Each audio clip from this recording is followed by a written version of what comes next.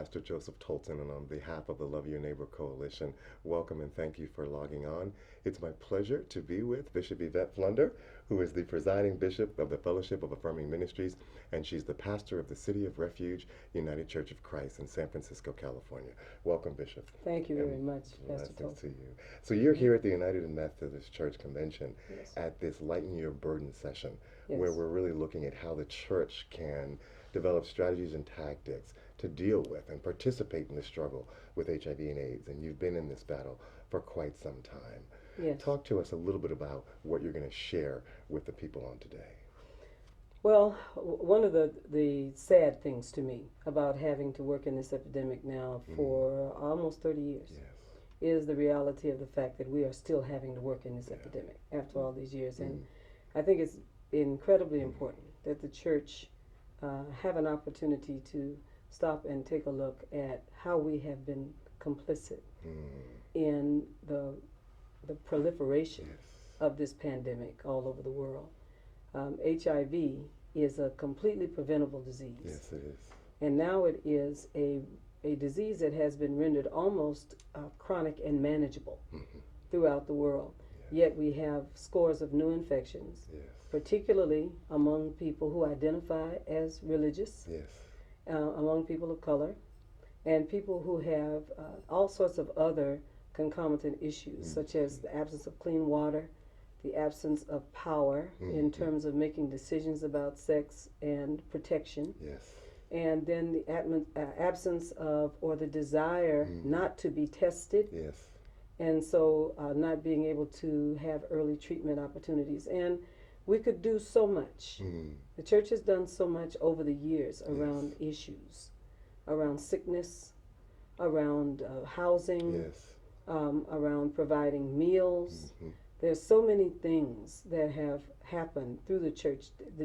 The genesis of the Red Cross, the genesis of the Salvation Army, the incredible work that they do now in the world. The reality of my history as a person in the black church. There were always these sisters, the deaconesses and the nurses guild that did this work around people who were sick or chronically ill.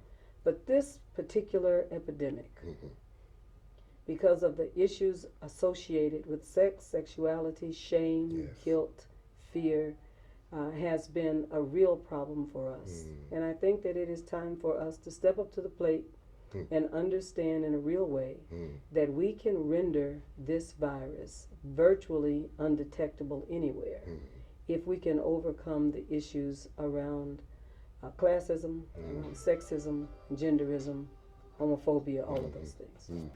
I believe you used the word complicit, Bishop. People would argue that the church is a preventative force, that the church has been a part of the solution. But may I take from what you've said that in fact you believe that the church has been an impediment here? Absolutely.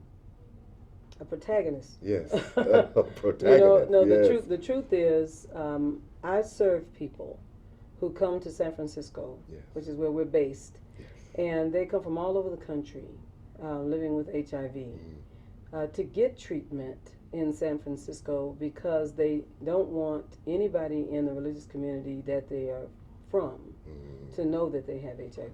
So they go as far as they possibly can. Then they are without a network of support, oftentimes, away from families, away from long, close relationships. Oftentimes, folks will live in denial.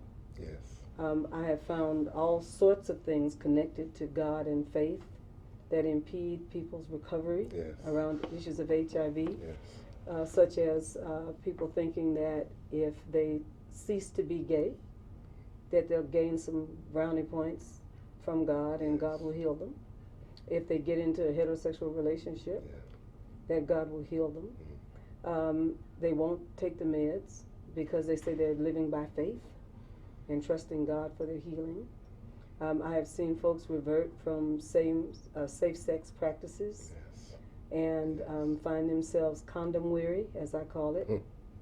And somehow God gets wrapped up in that because God wants things to be natural, I've certainly seen women who are involved in relationships with men and feel that because it's a right and just relationship, that God will honor it and they won't become infected. I mean, I could go on and on and on. And we can, as the church, debunk a lot of this. Yes. If we will be much more verbal. Yes. And open. Yes. I think that we are woefully bereft of opportunities to have what I call non-punitive discourses about sex and sexuality that need to involve conversations about sexually transmitted diseases, not limited to HIV. It also, we need to talk about the rise of chlamydia and gonorrhea, all sorts of herpes, syphilis, you know, genital warts. We could go on and on and on about sexually transmitted diseases, but we cannot do anything about them if we are not using the power of the pulpit, which is where, if you allow me to say it this way, you get much more bang for the buck. Because everybody's looking in the direction of the pulpit. That's right. Everybody comes there with a degree of confidence in terms of what's going to come from the pulpit.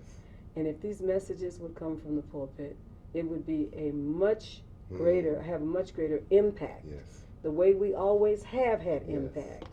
Every civil rights movement that I know of Bishop, comes from the church. Comes from absolutely. Yes, born out of the church. We know that God does not necessarily create all evil, as it were, but that God participates in our human experience and will involve God's self in what's happening in our world. Absolutely. How do you think God is using HIV and AIDS? How is the Spirit using it to evolve or transform us? I agree with you, by the way. I believe that God skillfully and with the economics that only God can use, can take what is essentially a wicked thing and still make it work together for good. Amen. I believe that HIV is a great revealer of the issues, the pejorative assumptions that we have of certain groups of people. Like people from prison, or people who are same-gender loving, or people who use drugs. The pejorative assumptions, and God is using HIV, I believe, almost like purgative. Essentially not to move these people from the church, but to expose to the church the fact that we have these underlying negative feelings sort of built into, when we say everyone is welcome. There's something right in the back of our minds that says except such and such, such and such, such and such. Everybody's welcome, but we don't really mean everybody. Everybody we like. We mean almost everybody. But except these people, we don't want these people to really, you know. And I think that being fully and radically inclusive of all people, which, by the way, is not a novel concept. It is the ministry of Jesus Christ. It is. And being fully and radically inclusive is where I believe God is seeking to move the church to. We have to go to that. In some ways, we have to go back to that to really fully become, you know, the church. Fully become who we are called to be. That's what really, I believe, the use of this. It happened before with the cholera epidemic. Where in the 1860s and before, because there's 2 or 3 of these outbreaks. And people demonized and vilified everybody that was infected. Till they found out it was dirty water. Or till they found out that the plagues were associated with fleas. But they sent everybody to hell and said that they were nasty people and pushed them out. The church got a lesson in. We need to get free from casting people out and realize it was never God's intent that we limit the seats at the table. God's intent was always that we find a way to add and add seats to the table. 20 plus years of this work that you've done, and you've been such a pioneer in this realm. And if I can describe you this way, there is still a bounce in your step. And many people are so very weary, and I think many hold back because they are afraid of the level of stress associated with this kind of work. What would be your word to them? Truthfully, you know, I know the belly of the beast. I spent time in the inner city, the third world of this country, as I call it. Yes. I spent time in the third world, you know, quality time, Absolutely. real time, Yes. where you could be downwind from a morgue and be so overwhelmed by people who have died from HIV that you could smell it. I know what that is like. I know what that experience is like. And so it's important that I say that I've experienced great sadness at a preventable disease taking hold on the human family the way this has. Yeah. It's the sadness that I feel about war and mothers crying, whether they're Muslim mothers or Christian mothers. You know, mothers crying at the loss of their sons and their daughters and their husbands and family. Yeah. So I have had great sadness. But the truth of the matter is, I believe that there are some of us who are called by God Yes. with a prophetic responsibility. Yes. And I believe that God gives us the requisite grace gifts to continue to do the work. And I can't encourage myself in the ways in which I believe God has encouraged me.